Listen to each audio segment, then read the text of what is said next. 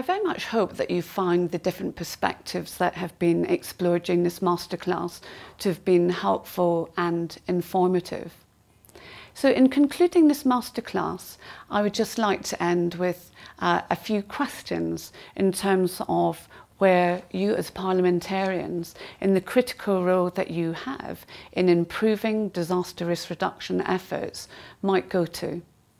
My first suggestion is to consider undertaking at the national level, if this has not been done already, a review of your existing codes, practices, legislation to examine whether it covers particularly the most likely disaster-related events that you might suffer as a nation. In particular thinking of how these might be prevented or the potential effects of them mitigated, or how you might be better prepared for them. It may not necessarily be the case that specific disaster risk reduction legislation is necessary for you.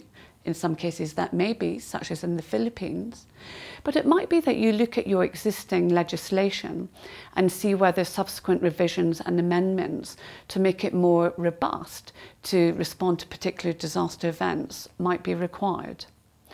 At the policy and also the practice level is to consider what these issues of better embedding, integrating those legal tools across different non-legal sectors might be in furtherance of the agenda of having more multi-sectoral integrated responses.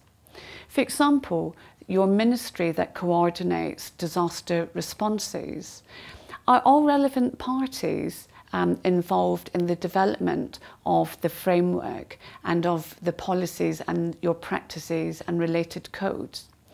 Often it would seem that the legal element, it may be there, but not to the extent of its full potential in what it can offer, not least in offering stronger and better governance structures to existent science and technology and practical responses. So that concludes today's masterclass.